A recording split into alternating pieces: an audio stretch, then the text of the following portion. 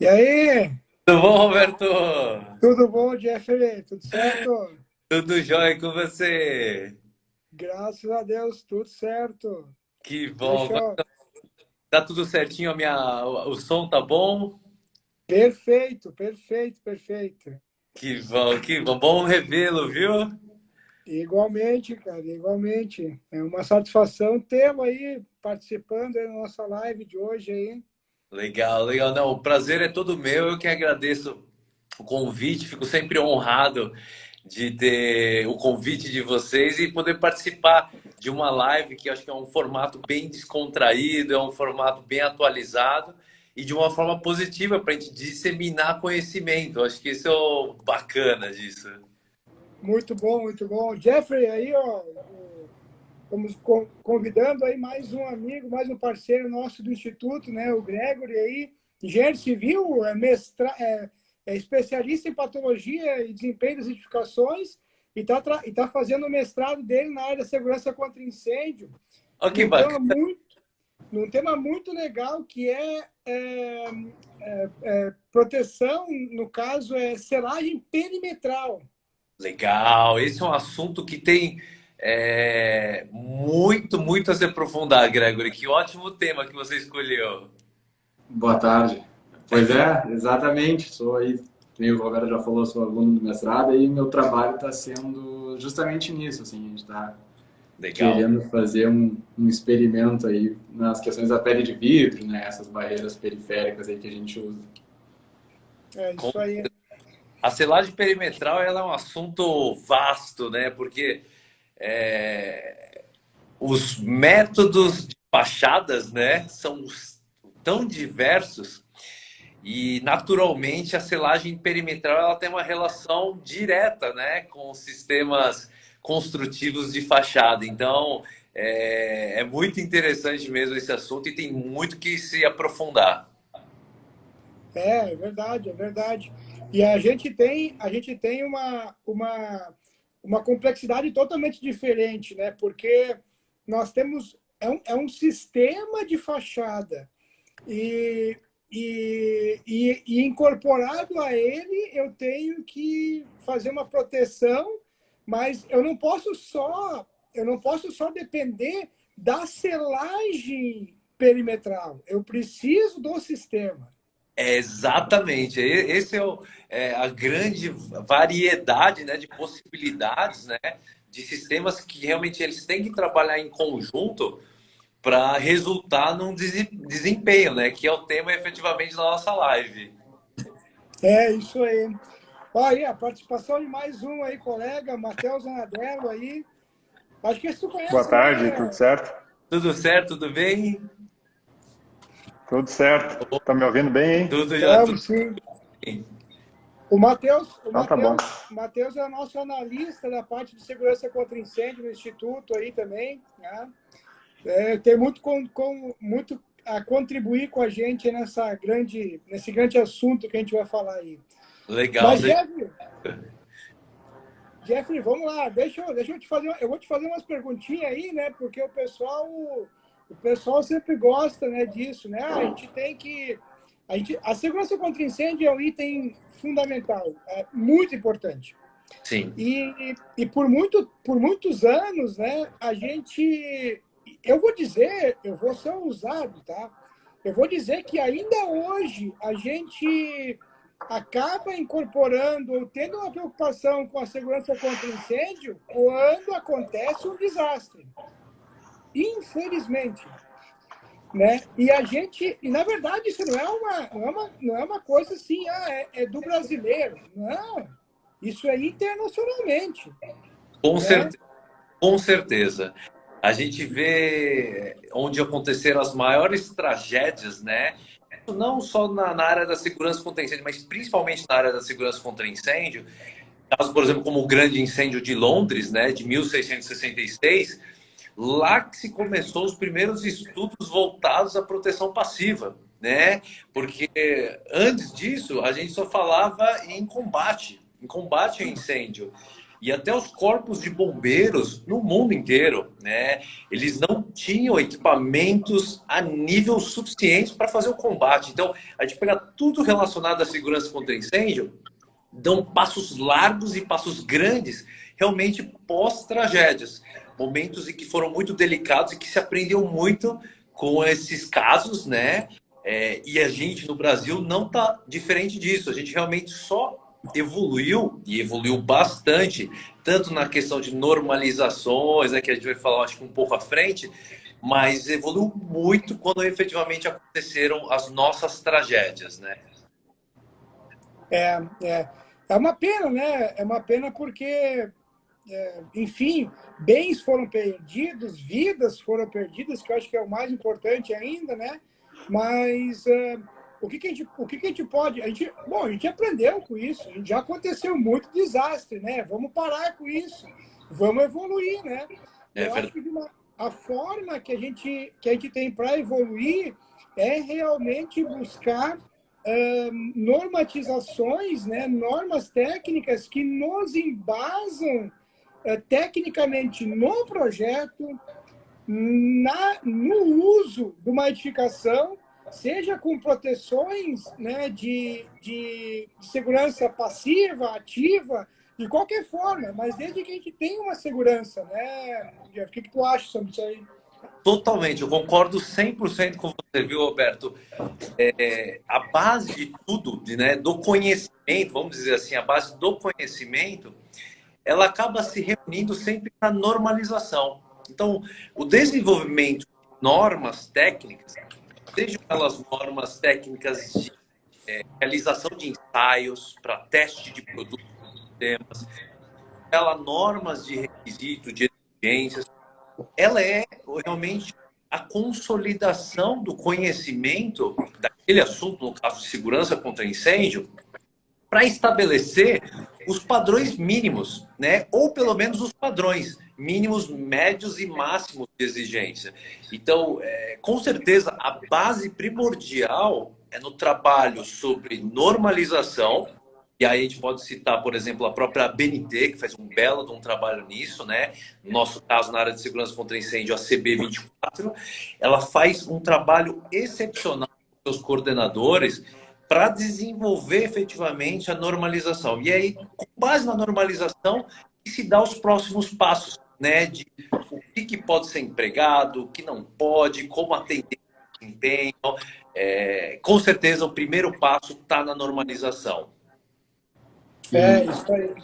Eu até acho, voltando a essa questão da própria normalização e a pauta aqui da nossa live, né, que é a questão do desempenho, um exemplo não tão longe como o incêndio de Londres, mas um pouco mais perto aqui na questão do tempo, a gente tem o próprio incêndio da Torre Grenfell em Londres, né, que, claro, não foi por uma questão ali, né, da combustibilidade do material de fachada, mas hoje eles sofrem um problema que é a desvalorização do imóvel, né? Após todo o incidente, após todo o acidente, então teve aí eles tiveram que fazer todo um trabalho de recuperação dessas edificações para elas não conviverem com material combustível na fachada.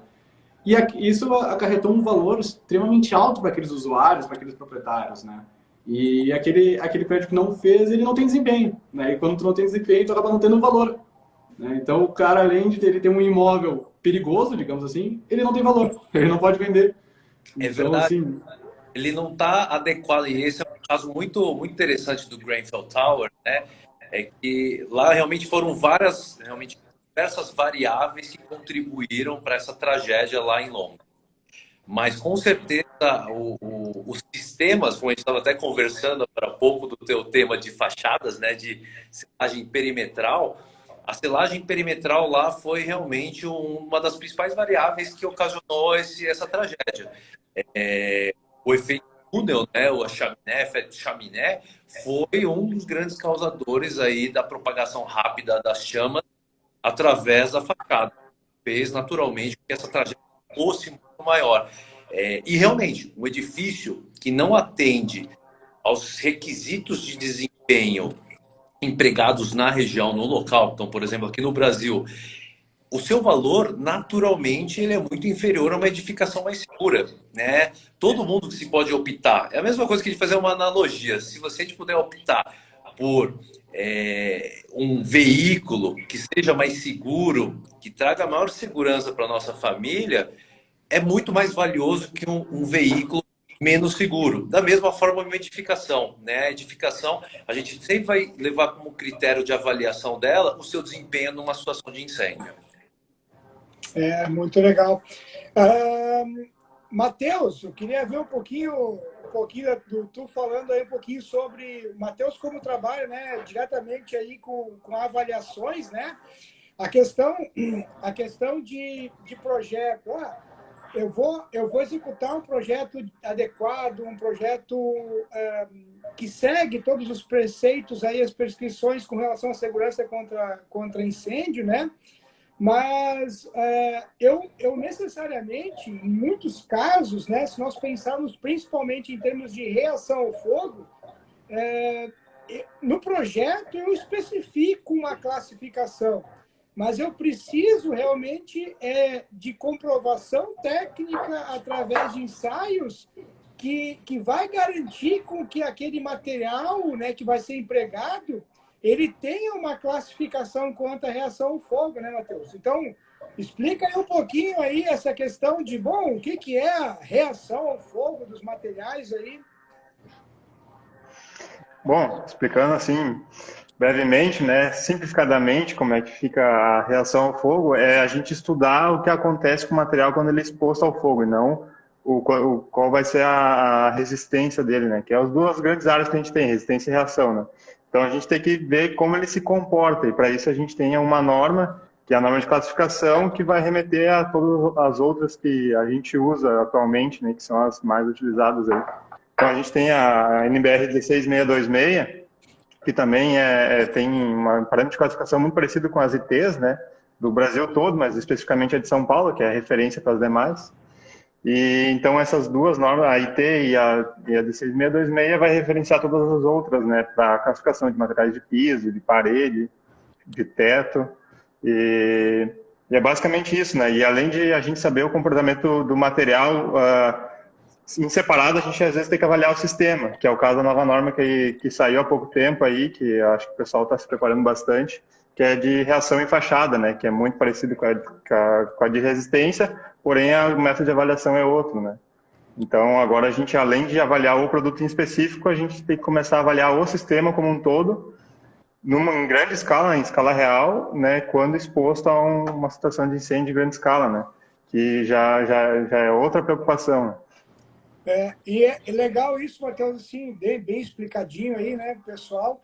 E também é muito legal, assim, legal não, né? Vamos dizer assim, a gente tem isso, tu tu, bastante experiência dentro do laboratório, a questão o material X, eu não quero dizer nomes não do fabricante, né? Mas do material em si, né? Mas olha, vamos lá, uma espuma de XPS, né? Ou EPS. Ela tem uma reação ao fogo de X. Bom, é tudo igual, então, não tem problema, pode usar, ser feliz. Não, a variabilidade é muito grande. Como é que é um pouquinho disso aí? Conta um pouquinho da história do laboratório lá. A variedade é tanta que a própria norma diz, né?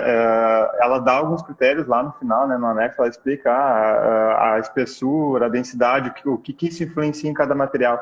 E ela mesma não é muito conclusiva, porque ela fala assim, dependendo do material, varia muito. Então, é por isso que a gente acaba tendo que testar, né? Porque realmente, alguma diferença química ali, algum produto superficial que tiver no sistema, às vezes nem é no produto, qualquer coisinha pode fazer grande diferença. Então, por isso que a gente sempre tem que testar, né? Para realmente ter certeza do que está sendo instalado, se tem segurança ou não. Até um adendo realmente a esse assunto do substrato, né?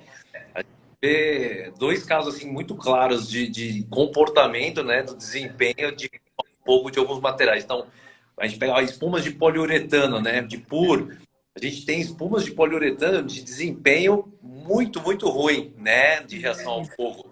E tem espumas de poliuretano de muito bom desempenho, dependendo da sua composição química. A mesma coisa para madeiras, né? Que produto natural. Se a gente levar em consideração uma madeira processada, industrializada com um MDF, um MDP, comparar ele com uma madeira de lei de altíssima densidade, realmente são comportamentos totalmente distintos. É verdade, bem colocado, bem colocado. E a gente não pode pensar, né, que, olha, eu vou eliminar os materiais combustíveis da construção. Não, não é isso. É usar o material combustível, ok. A gente não pode usar material combustível na construção, mas no uso eu posso. No uso da edificação eu posso. Eu posso dormir no meu colchão de puro. Exatamente. Eu posso sentar no meu sofá de puro material combustível, mas não posso botar material combustível. Não, peraí. O mesmo critério que eu tenho de comprar um travesseiro com especificação, com reação ao fogo, com classe, né, de reação ao fogo que me dê segurança, eu vou usar material de construção civil que me dê segurança. Verdade, é certo. Tem toda a razão. E eu vejo muitas vezes realmente algumas pessoas que acabam tentando negligenciar isso, porque realmente os materiais que hoje a gente emprega nas edificações são materiais de comportamento muito pior comparativamente aos materiais empregados há 50, 60 anos atrás. Isso é fato. Materiais que eram muito mais naturais com materiais que são extremamente sintéticos hoje, né? Porém, existem tecnologias, ou seja, a tecnologia avançou junto com isso. Então, com os materiais construtivos de revestimento e acabamento, por mais que eles tenham piorado em seu comportamento, existem formas, né, Matheus, de se aprimorar o seu desempenho, de aumentar e melhorar a sua reação ao fogo.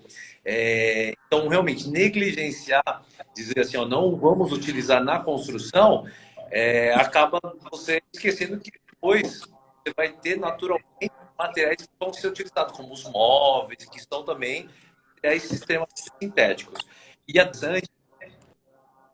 mesmo a nossa legislação, as nossas exigências, tendo avançado bastante, naturalmente tem muito espaço para avançar, né, Roberto? Inclusive, na Europa, os móveis estofados, né, inclusive existe uma norma de inflamabilidade de móveis estofados, que foi desenvolvido há uns 4 anos pela CB24 também, existe um rótulo e uma obrigatoriedade de você ter uma etiqueta em todos esses móveis estofados indicando qual é a classificação daquela mobília estofada. E isso é muito bom, porque no momento que alguém for comprar isso, ou especificar, um arquiteto está especificando o uso daquela mobília, ele sabe para qual tipo de ambiente, qual que é mais adequado para aquele ambiente. Então, isso é muito, muito interessante também. Perfeito. Eu não tenho dúvida que a gente tem que caminhar para a normatização de várias coisas, né, com relação à segurança contra incêndio, aperfeiçoar, melhorar, sempre trazer melhorias nas nossas normas já existentes, trazer novas normas, mas eu acho que a gente ainda tem uma lacuna muito grande nos materiais de uso das nossas edificações, seja comercial, industrial, residencial. E aí a gente tem que analisar também, assim, da mesma forma que a gente tem que analisar, a gente tem isso, que a reação ao fogo internamente dos revestimentos e acabamentos internos numa edificação deve ter uma classe diferente do que os materiais externos, né? Os externos não precisam assim, ter um controle tão grande com fumaça, por exemplo, né? Por quê? Porque se dispersa. O mesmo visão eu tenho que ter para materiais de estofados externos, por exemplo, que eu posso usar, né? E até porque é uma questão de durabilidade. Um estofado externo vai ter uma durabilidade muito menor se não tiver outros compostos que vão estar presentes naquele local, né? Na exposição ao sol, por exemplo, enfim. Então, a gente tem que realmente não simplesmente eliminar o uso, e sim aperfeiçoar, criar soluções, né, para que aquilo lá possa realmente ser utilizado de forma correta e segura. Com certeza, com certeza. E eu vejo que ainda existe um espaço muito bom, e isso é positivo, para os fabricantes de materiais de acabamento e revestimento. Vejo que ainda existe uma gama realmente muito grande de materiais de acabamento e revestimento para uso interno ou para uso externo, que os próprios fabricantes ainda desenvolveram linhas específicas para atender ambientes de maior rigorosidade, vamos dizer assim, na segurança contra incêndio. Então tem um gap aí, existe uma grande oportunidade para esses fabricantes realmente desenvolver linhas que sejam linhas mais seguras para atender edificações que vão requerer essa rigorosidade maior. E aí, aliado a isso, né, Jeffrey, a gente tem assim, ó, está caminhando, todas as entidades hoje, o meio técnico, está caminhando para uma palavra muito grande, muito ampla, ao meu ponto de vista, né, que é sustentabilidade. Tá? A sustentabilidade está aí, está no meio técnico, está nas grandes associações, tá? Eu sei, por estar presente, né, tanto na Alcompat, no Ibracon, a gente tem essa visão e é uma necessidade que a gente precisa ter. Tá? É ter sustentabilidade. E quando a gente fala, né, em revestimento e acabamento, a gente fala muito, a gente logo nos vem na cabeça argamassa, pintura. Mas muitas vezes esse sistema, ele se pensarmos, né, no sistema como um todo, ele pouco vai ajudar nós a ter uma sustentabilidade energética, por exemplo, na nossa edificação. E a gente começa a trabalhar com materiais necessariamente combustíveis para ganhar desempenho, ganhar, no caso, uma sustentabilidade energética na edificação. E aí faz todo sentido, né, o que a gente acabou aí de gerar a publicação da norma de reação, né, ao fogo de fachadas. Sim. Né, Matheus, conta um pouquinho aí do que o Instituto está desenvolvendo aí com relação a essa preocupação de termos uma norma, né, e não termos ainda um equipamento para fazer esses ensaios também, né?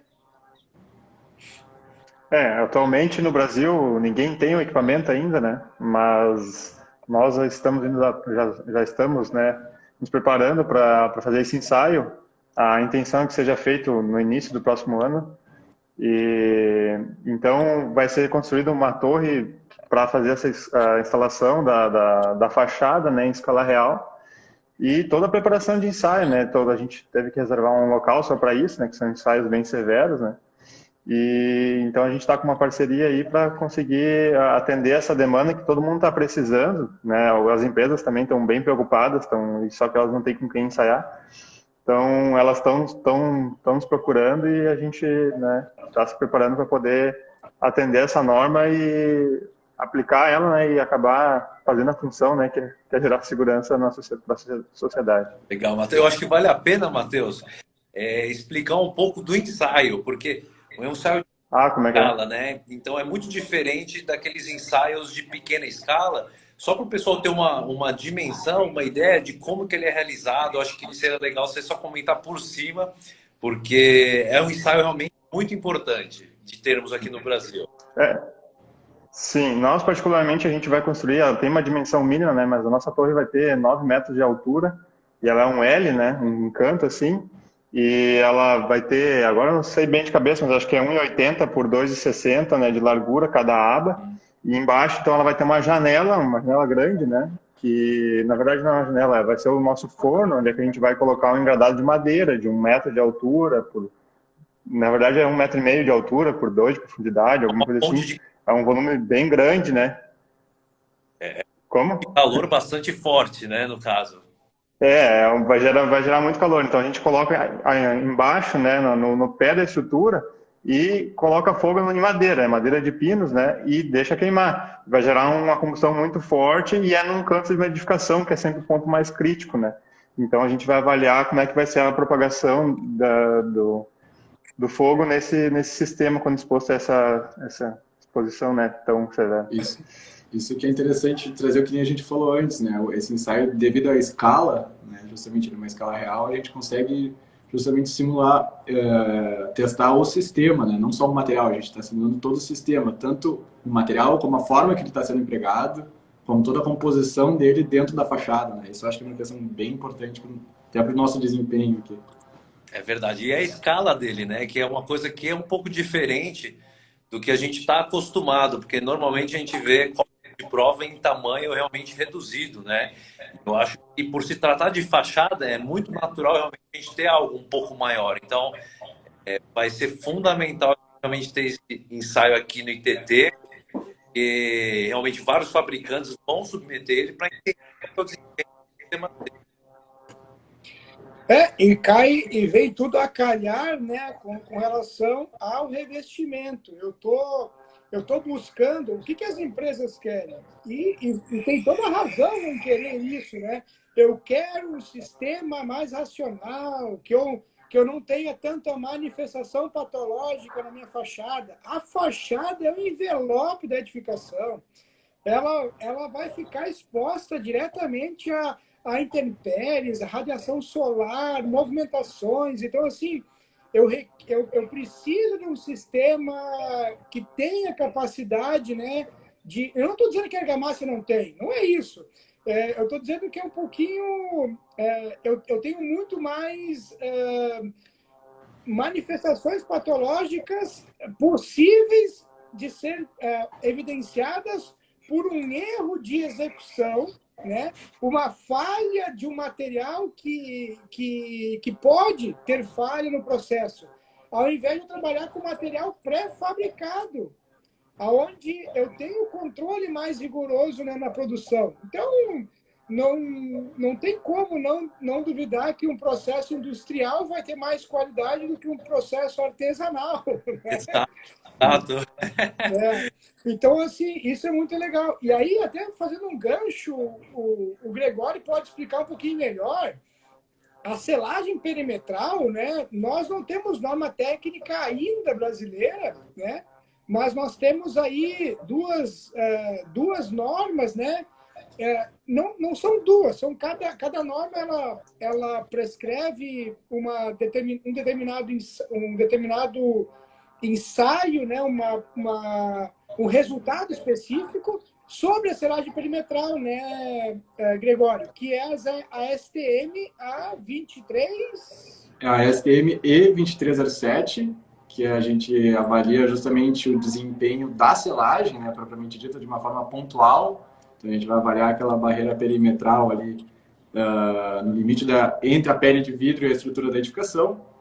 Mas essa outra segunda norma que o Roberto mencionou é a E2874, que a gente faz aí aquela análise do leapfrogging, né, ou a língua de fogo, que a gente chama, que seria aquela propagação pelo meio externo da fachada, né, que aí vem de encontro, talvez, a uma certa lacuna que nós temos aqui hoje, que a gente não tem norma, né? A gente tem a instrução técnica do Corpo de Bombeiros, a IT09, né, que ela nos estabelece ali alguns parâmetros, tanto de distâncias entre janelas, como numa pele de vidro a gente acaba tendo que ter aquele peitoril, né, de 1,20 m, que, querendo ou não, ele acaba vindo a cortar o intuito da pele de vidro, né? Porque a gente acaba tendo a pele de vidro pelo lado externo de quem olha, mas por quem está dentro a gente tem praticamente uma esquadria. Talvez maior que uma janela tradicional, mas a gente tem ali a esquadria. Né? E isso vem um pouco de encontro que eu queria trazer, que nem tinha comentado antes, Jeffrey, que é a questão a gente escolher um produto, né? Hoje eu vejo que talvez nós aqui que estamos debatendo sobre isso, a gente vai saber analisar ou até selecionar daqui a pouco um apartamento, uma sala comercial que tenha uma segurança quanto a isso, né? Mas o cidadão não engenheiro civil, de repente, ou que não esteja, o arquiteto, que não esteja por dentro desse assunto, ele não vai saber julgar, né? Isso a gente teria que buscar essa valorização, esse desempenho desde o início, né? E claro, para isso a gente precisa de normatização. Da concepção do projeto, já ter toda essa concepção bem implantada dentro do projeto, para o momento da execução ela ser realmente executada da forma correta. E isso ser realmente algo transparente para o consumidor final, né? Porque o consumidor final, ele naturalmente ele não tem propriedade sobre todas essas avaliações de desempenho de uma edificação. E essa é só um dos detalhes dentro de um dos critérios, né? Então, a pessoa realmente não vai conseguir distinguir a diferença, né? Então, você tem toda a razão. Tem toda a razão, Gregório. Até porque muitas Acho que vezes... Blá, blá. deveria existir um selo, que nem um selo de sustentabilidade, fazer um selo de resistência e reação, desempenho ao fogo, né? Exato. Da mesma forma que tem os selos de sustentabilidade, é isso mesmo. Se tivesse um selo de edificação segura, seja Platinum, Gold, da mesma forma que a sustentabilidade tem, seria uma forma de identificar, inclusive, ter uma edificação mais valiosa, né? Ela acaba sendo intitulada como Platinum em segurança contra incêndio. Seria perfeito. Aí, Isso aí, até... Vai lá, Roberto, pode falar. vamos criar esse selo da BPP aí. Inclusive, é uma das coisas que a gente já discutiu bem no início da fundação da PPP, da Associação Brasileira de Proteção Passiva. Esse foi um dos goals, né? De uma das metas aí para se atingir. Talvez aí no futuro a gente consiga implantar realmente uma metodologia de avaliação que seja bastante criteriosa e transparente e consiga chegar. Seria o gol mesmo, chegar na meta. Isso aí, eu acho que a gente tem condições sim, tem vocês aí que trabalham bastante na BPP e certamente a gente tem parceiros aí, várias institutos aí que estudam isso, né? Até o próprio Corpo de Bombeiros, nós temos aí vários corpos de bombeiros aí com excelentes profissionais que podem contribuir muito para a gente também, né? Então, eu acho que esse é o caminho, esse é o futuro. Se demorar 2, 1, 3, 5, 10 anos, mas tem que começar, tem que sair da inércia. Vai chegar lá. Se tirar da inércia, aí funciona. Se nós não tirar da inércia, não vai sozinho. É isso mesmo. É isso mesmo, Roberto. Não, e eu acho que esse é um dos grandes objetivos. Eu acho que o objetivo é realmente estabelecer um nível de segurança contra incêndio de referência. O Brasil está de parabéns se você for ver a evolução que os corpos de bombeiros, os laboratórios, então, o ITT Performance, quanto que cresceu, o quanto que conseguiu investir nesse segmento, o quanto conseguiu contribuir, são coisas assim que a gente não consegue listar da quantidade de coisa que foi executada e foi realmente realizada. Então, os corpos de bombeiros, como você comentou, são todos de parabéns. Corpos de bombeiros em regiões que nem tinham legislação nenhuma, né, há 2 anos atrás, 3 anos atrás, e que hoje já tem toda a legislação implantada, está fiscalizando, está analisando os projetos a sério, né? Porque a segurança contra incêndio, ela é um assunto sério e não um assunto que deve ser levado aí de qualquer forma. Até fazendo um gancho, né, com relação aos nossos queridos aí amigos do Corpo de Bombeiros, né? As questões das ITs, né, as instruções técnicas, que são na verdade, estaduais, né, de cada estado. Inclusive, muita gente pergunta isso para a gente, né, mas por que o estado tal tem uma IT diferente do estado tal, no mesmo item, né? E eles não se dão conta disso, mas assim, que fique claro, né? As edificações no estado do Rio Grande do Sul, que são ali até 30, 40 pavimentos, e as edificações que estão em Balneário Camboriú, de 90, 80, são diferentes. Mas é habitacional. Mas dentro dos princípios da segurança contra incêndio, são totalmente diferentes. E até isso é só contando na edificação. Vamos pensar agora assim, quem faz o combate, né, a extinção do incêndio, lá, o combate, é o Corpo de Bombeiros. E com um Corpo de Bombeiros que está bem equipado, com um Corpo de Bombeiros que não está bem equipado, eu tenho que dar mais segurança para aquele que não está equipado. É fato. Então, se um estado não tem equipamentos adequados, né, sofisticados, novos para combate contra incêndio, eu tenho que melhorar, eu tenho que dar mais segurança para esse estado, né? Então o pessoal não vê muito isso, né? Exato, da mesma forma que a proporção, né, de danos por corpo de bombeiro. Então, isso também varia demais, realmente, não só de estado para estado, mas de região para região, mas realmente, estado a estado, é o mínimo que tem que se ter para efetivamente levar em consideração essas variações regionais, como os próprios métodos construtivos, né? Então, a gente está falando dos materiais empregados nas construções. A forma que se faz uma parede em São Paulo não necessariamente é a forma que se faz aí no Rio Grande do Sul. Ou uma laje, da forma que é feita aqui em São Paulo, não necessariamente é feita da mesma forma no Rio Grande do Sul. Então, cada região, cada estado tem realmente as suas particularidades. E isso tem que ser levado em consideração, e por isso realmente as ITs recebem alguns pequenos ajustes para realmente tentar tropicalizar e atender as demandas da região.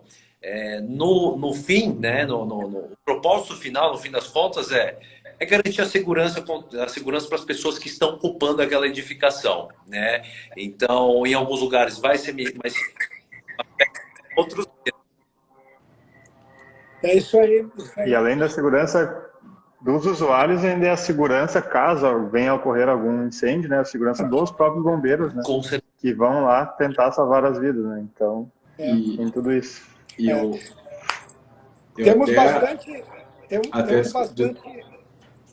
Fala aí, Gregório. Não, vai lá, professor, desculpa, me interrompi. Não, temos bastante participação aqui do professor Uziel. Tem também um aqui, deixa eu me lembrar aqui agora, peraí. Tem um amigo, acho que do Jeffrey aí, que comentou aqui. Eu não estou achando mais agora. Mas o professor Uziel comentando bastante aqui, falando bastante com relação, né, aos tópicos que a gente está tratando. E a professora Maria Fernanda, ela comenta tem um questionamento aqui, assim, bem interessante, né? Que aí eu vou botar para vocês aí, que são especialistas. Eu estou só aqui de gaiato, né? Professor Roberto, vamos ajudar.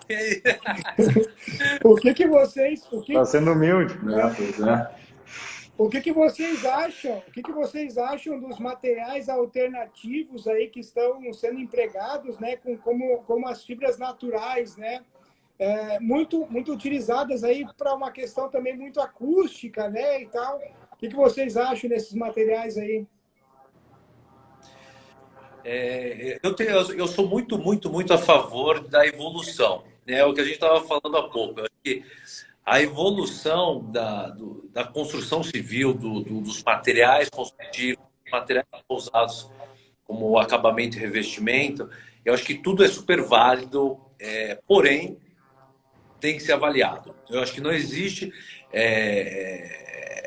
um material que é perfeito sem ser avaliado. Ele tem que ser avaliado nas suas diferentes, né, nos seus diferentes critérios, né, de avaliação, e aí seguindo a própria norma de desempenho, então reação ao fogo ou a resistência ao fogo, se for uma parede de compartimentação.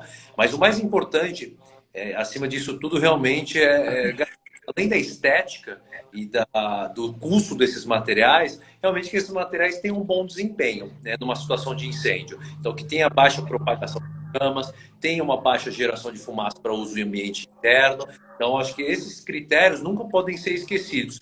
E aí sim é possível se avaliar esses materiais. Existem materiais naturais empregados como acabamento e revestimento, que só não tem bom desempenho, mas muitas vezes, utilizando-se retardantes de chamas ou aditivos, é possível aprimorar o seu desempenho. Então, eu sou super a favor da evolução, de realmente materiais construtivos novos, da inovação, mas contanto que esses materiais realmente tenham sua avaliação para o seu uso. É interessante falar também que eu acho que as normas que a gente utiliza na avaliação quanto à reação ao fogo, elas são bem amplas, né? Elas não são como algumas normas que a gente acaba sendo muito fechado alguns tipos de materiais, essas normas de reação ao fogo principalmente, elas te dão exemplos e te indicam como ensaiar diversos tipos de materiais. Olha, acho que todos. É muito difícil não ter, não consiga avaliar, né? Eu, eu, eu até ia falar justamente isso, né? Aí, quando entra essa questão desses materiais inovadores, né? Novas tecnologias, materiais novos, é bem como a questão da normatização, né? Tu pode usar, mas tu tem que ensaiar. Tu tem que ter um resultado. Se tu não tem essa norma, a sociedade, digamos assim, fica refém disso, né? Fica refém, infelizmente, do desenvolvimento sem controle, né? Porque a norma é que vai controlar isso, ela vai regular e regularizar esse novo material, né? Exato, e até mesmo para os arquitetos, em algum momento venham a especificar esse tipo de material, é fundamental ter isso. É um diferencial hoje. Eu acho que a avaliação, né, de desempenho, de reação ao fogo dos materiais de acabamento e revestimento, ele é um plus, ele é uma vantagem competitiva hoje perante o seu concorrente. Então, eu acho que essa é o gap que eu estava comentando, que é uma vantagem que você vai ter sobre os outros concorrentes que não têm essa avaliação. Por quê? Porque os arquitetos e os engenheiros vão levar isso em consideração no momento de especificar esse material, para ver se ele pode ou não ser empregado. Então, fica aí a dica para todo mundo que trabalha como fabricante, como importador, como vendedor de materiais de acabamento e revestimento, né? É verdade. Resumindo, então, não tem nenhuma objeção, simplesmente é usar materiais que tenham uma reação ao fogo adequada para cada ambiente. Não quer dizer que material para reação ao fogo é o material classe 1, classe 2. Não, depende do ambiente. Depende do ambiente. Exatamente. Outra pergunta bem interessante aqui do Ziel, professor Ziel aqui da Unicinos, que bota uma pergunta aí, agora sim eu quero ver, agora eu quero ver. Ó. Ele comenta, né, sobre a questão de fumaça, né, geração de fumaça dos materiais, enfim. Daí eu estou juntando meio que duas perguntas junto aqui também, né? E aí ele pergunta se há um regulamento sobre o uso de dispositivos chamados, né, de smoke detectors, né, que são os detectores de fumaça, né, autônomos, né, em ambientes ou no meio e alguma coisa. Eu acho que, assim, eu vou passar essa pergunta para os universitários, tá? Então, brincadeira. Brincadeiras à parte. Mas a geração de fumaça, e aí vocês, por favor, me corrijam ou me complementem também, mas a geração de fumaça, e aí muita gente questiona isso, o uso de detectores de fumaça, ela não tem uma relação direta, tá? Então, com sistemas de detecção de fumaça que são sistemas de proteção ativa. O importante é para cada ambiente ter a classificação adequada, como o Dr. Roberto comentou, a classificação adequada do desempenho de reação ao fogo daquele material, para aquele uso. Então, para aquele grupo de ocupação da edificação, se é fachada, se é interno, se é piso, parede ou forro, e aí a fumaça vai entrar se ela gera muita fumaça ou se ela gera uma pequena quantidade de fumaça. Então, a densidade da fumaça, se ela for muito grande e sua geração muito grande, naturalmente vai afetar o quê? Exclusivamente a visibilidade para a rota de fuga. E o grande objetivo do comportamento de reações nucleares é realmente garantir que no início do incêndio as pessoas ainda consigam visualizar a rota de fuga. Então, possuir ou não possuir detectores de fumaça, eles não têm uma relação direta com o controle de materiais de acabamento e revestimento.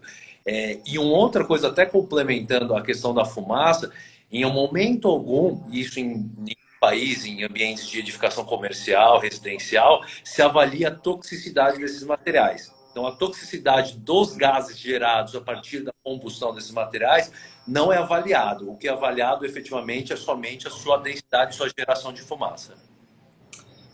Isso aí até complementando, né?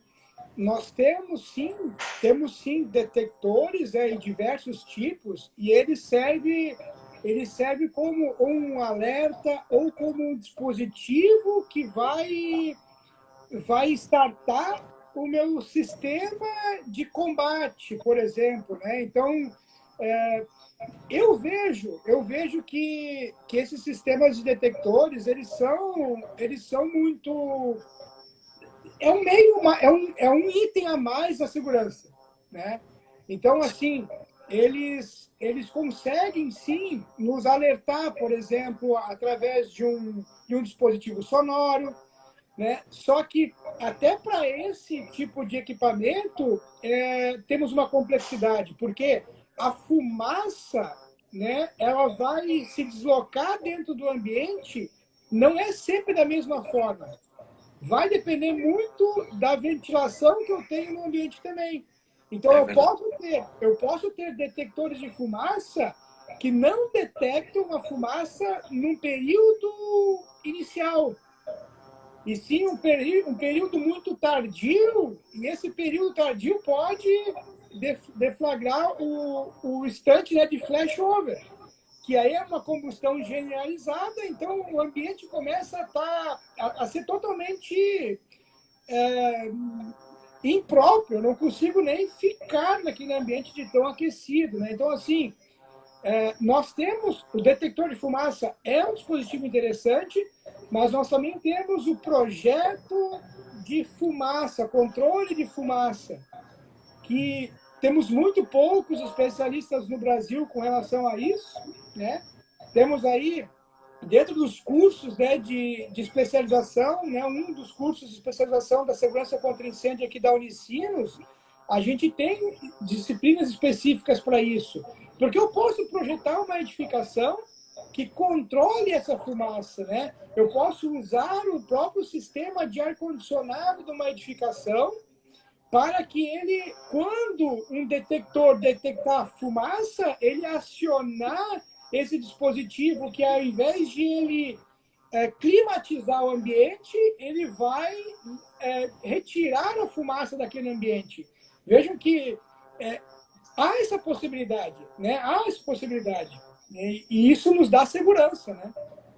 É verdade, Roberto. E até uma coisa que eu acho que você falou que eu super endosso é a questão dos usos complementares de sistema. Realmente, o sistema, a gente defende muito que os sistemas de proteção passiva contra o fogo, o próprio controle de fumaça, controle de material de acabamento e revestimento, eles sejam sempre utilizados com os sistemas de proteção ativa. Então, esses sistemas são complementares, então não é o uso de um ou de outro. Realmente, para cada situação e para cada projeto, vai requerer os seus respectivos sistemas. Então, o controle de fumaça, realmente, desde o uso, por exemplo, de uma cortina de acantonamento, né, em grandes galpões e indústrias, é um sistema que funciona de forma natural. Você constrói a edificação, usa as barreiras de acantonamento e consegue garantir uma segurança maior com essa fumaça se deslocando naquelas compartimentações. Então, eu acho que o uso sempre da ativa com a passiva resulta num resultado sempre mais positivo. E temos que lembrar também, né, que dentro da segurança contra incêndio, né, o requisito da fumaça, né, como tu bem falaste, né, Jeff, a gente não avalia a toxicidade, porque o pessoal pode perguntar, mas por que não? Vai matar a gente a toxicidade? Olha, se queimar os teus objetos dentro da tua casa que tu usa, também vai ter os mesmos gases que alguns materiais liberam na construção civil. Né? Então, assim, tudo bem, eu não uso na construção, mas tu vai usar dentro da tua edificação. Né? Então, assim, essa foi a discussão na Europa, quando se criou a discussão da segurança contra incêndio, e ficou 20 anos se discutindo isso. Né? Eu me lembro muito bem, né, que o Estevão comentava isso dentro o professor Estevão aqui, né, que é um dos representantes aqui, assim, do Corpo de Bombeiros, né? E também vi muita gente de Coimbra e também do LENEC falando isso lá no laboratório, né, de segurança contra incêndio lá em Portugal. E aí a gente vê assim, veja que nós estamos falando de fumaça, a gente está falando de detector de fumaça, a gente está falando de controle de fumaça. Se sabe que é importante. Só que nós não podemos, a gente não pode limitar o uso de um material por causa da sua toxicidade. O que eu faço então? Eu restringo, eu não posso eliminar a fonte de ignição. Pode ser um acidente, eu posso minimizar, vou projetar bem o meu sistema elétrico, né, o meu sistema de descarga elétrica, vou projetar isso bem. Mas não posso impedir um acidente, né? Então, o que eu tenho que fazer? Quando acontecer isso, que o fogo tenha um tempo, né, no início de ser combatido. Eu posso ter um detector que detecta fumaça e ativa o sistema. Eu posso ter um detector que vai ligar um sistema que vai eliminar aquela fumaça. E aí eu tenho a chance de salvar vidas, que é o mais importante.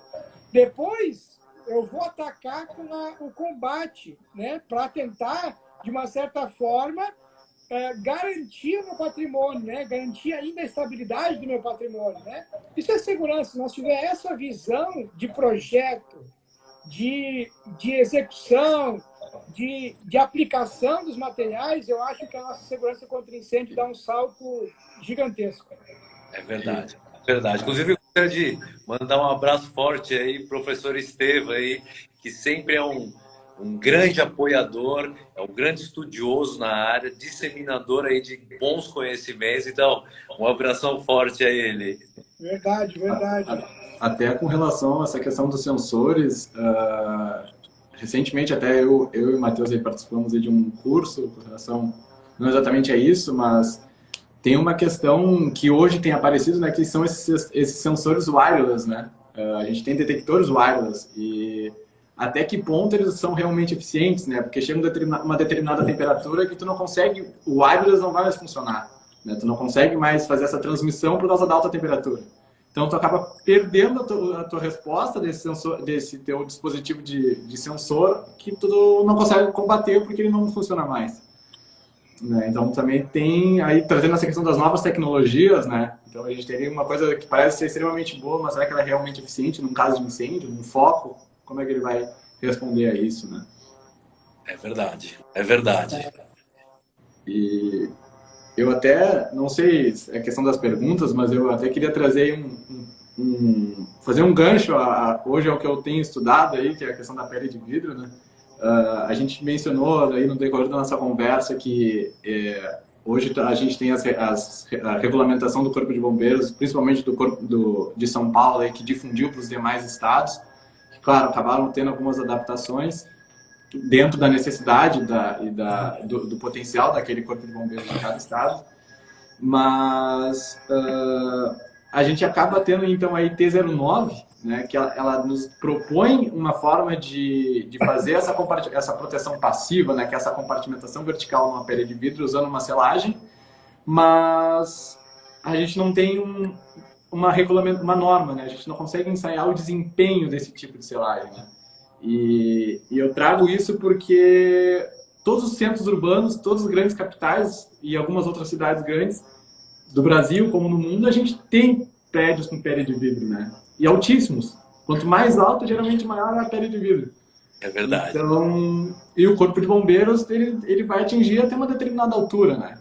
O resto é a verticalização disso, né? Então, acho que cabe aí um ponto importante de estudo, que também está sendo aí papel do meu mestrado, e a gente lá no ITT Performance estamos buscando fazer esse estudo, né, numa escala real, para ver esse desempenho, né, como é que isso acontece, o que realmente vai acontecer numa situação de incêndio numa pele de vidro, né? É pura verdade, concordo. Eu acho que até o Gregório está fazendo não uma dissertação, mas uma tese, por ser um tema inovador aqui, né? É verdade. Dois em um, né? 2 em 1 já. Isso aí vai ser interessante porque a gente tem a regulamentação, né? E não que a gente duvide dela, né? Não é esse o critério, mas é simplesmente a gente avaliar isso, se o que está de fato sendo feito hoje com relação a compartimentação, que é um outro item, ó, é muito amplo. Isso aqui não dá para fazer uma live, não. Estamos chegando no final já aqui. 5 horas aqui, Roberto. A compartimentação vertical da minha edificação dentro do sistema pedra de vidro vai ser totalmente dependente do sistema e não só da selagem perimetral, né? Então, além da reação ao fogo, eu tenho que, eu já conheço a reação ao fogo, né? Todo mundo foi tranquilamente, saiu, conseguiu evacuar a edificação, porém tem que ser feito o combate ao incêndio, né? E eu quero que o fogo fique o mais possível, mais tempo, e se restrinja a um ambiente único e não se propague. Essa é a ideia da compartimentação, né? Então, se eu não tiver essa compartimentação perimetral na periferia da minha edificação, o meu fogo pode ir e atingir a edificação superior e assim por diante, né? Então, a importância é muito grande com relação a isso, né? De eu manter o fogo num ambiente, num cômodo. E assim, garantindo que o fogo, né, fique ali, consoma todos os materiais combustíveis, né, e cesse, pare, né? Esse é o grande ponto aí. É verdade, a gente pode elencar até vários casos que aconteceram, né, de propagação do fogo e a perda da compartimentação pela fachada, né, dos edifícios. Então, os casos em Dubai, os casos nos Estados Unidos. Então, em Dubai, os edifícios são todos, a grande maioria, arranha-céus, né? Então, são edificações de mais de 100 pavimentos. Tem aquele hotel The Address, que bem na virada do ano, ele acabou tendo um princípio de incêndio e aí queimou a fachada inteira da edificação. Então, realmente, a quantidade de casos no mundo tem sido muito grande, assim, Grenfell Tower, como a gente falou agora há pouco. Então, são inúmeros casos e a gente não pode ficar esperando aqui no Brasil. A gente não pode ficar esperando, a gente tem que realmente aprimorar também as formas pelo qual a gente faz a segurança contra incêndio nas fachadas, na selagem perimetral, que uma coisa depende diretamente da outra, antes que aconteça uma tragédia como tem acontecido no mundo todo. É isso aí, é isso aí. É interessante. Fala aí. Não, você ia comentar do CB24, né? Muita gente não tem acesso a isso, né? Só quem está muito envolvido que sabe, mas seria muito interessante que todo mundo soubesse, né? Que tem um trabalho muito grande por trás, às vezes demora um pouco para sair a norma, mas tudo já está sendo estudado numa velocidade muito rápida, assim, às vezes, né? Às vezes está saindo lá fora, a gente já está estudando aqui para colocar também. Mas, infelizmente, ainda todo mundo, nem todos têm conhecimento disso, né? Mas o pessoal trabalha duro aí para estar sempre atualizado nas normas. Bacana, bacana. Bom ponto, bom ponto. É verdade, não, trabalho árduo por trás aí, essas comissões de norma aí sempre são um trabalho muito grande, e até lembrando, né, é trabalho voluntário, é um voluntário, né? Ninguém fica rico, né, pelo contrário, fica pobre, porque tem que trabalhar numa coisa que não rende, né? Mas tudo isso, né, em prol da segurança, em prol da nossa construção civil, né? Muito interessante. Até, inclusive, né, hoje é dia do engenheiro, né? Dia do engenheiro civil, né? Parabéns a todos os engenheiros e engenheiras aí, né, do nosso Brasil, né? E, enfim, do mundo, né? Porque não do mundo, né? Conheço alguns outros engenheiros aí fora do mundo também, né? Então, assim, para todo mundo, né? Legal. O Nicolas aqui fez um comentário bem interessante também, né, com relação a esses novos ensaios, né, o desenvolvimento desses novos ensaios aí, o que ele afeta na norma de desempenho aí, quem é que quer comentar aí? Eu tenho a minha ideia aqui, mas vamos lá, deixo para vocês aí. Vamos lá, vou deixar assim, eu vou falar bem rápido a minha opinião em relação a isso, mas é uma transição natural, né? Eu acho que a partir do momento em que a norma de desempenho é uma norma de referência e ela basicamente ela se referencia nas normas de ensaio ou normas de requisito também, é uma transição natural. Então, conforme as coisas vão evoluindo, ou seja, as normas vão sendo criadas, vão sendo atualizadas, a própria norma de desempenho também naturalmente vai se atualizando, vai se referenciando essas novas normas. Então, é uma transição natural e que acaba acontecendo tranquilamente.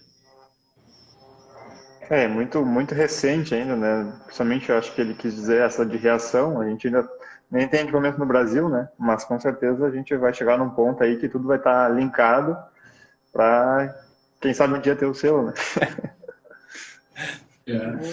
A nossa norma de desempenho pode vir a ser o nosso selo, praticamente. Ela tem classe tal na norma de desempenho. A norma de desempenho, ela é uma referência nacional. Isso a gente tem que dar os parabéns, né, aos criadores da norma de desempenho, porque é uma norma que realmente ganhou grande evidência e conseguiu estabelecer os padrões mínimos de desempenho de uma edificação residencial, habitacional, né? Mas se a gente levar em consideração realmente que essas normas estão realmente sendo desenvolvidas, elas não podem exigir algo diferente das outras normas, né? Então, eu entendo que a própria legislação dos corpos de bombeiros, elas também naturalmente elas evoluem, então começam a incorporar essas novas normativas e depois também a própria norma de desempenho. Então, isso acaba acontecendo de uma forma não conflituosa, bastante harmônica. Eu concordo com vocês e acho assim ó, que a norma de desempenho ela vai evoluir assim como as nossas normas estão evoluindo. Né? Novas normas estão sendo geradas.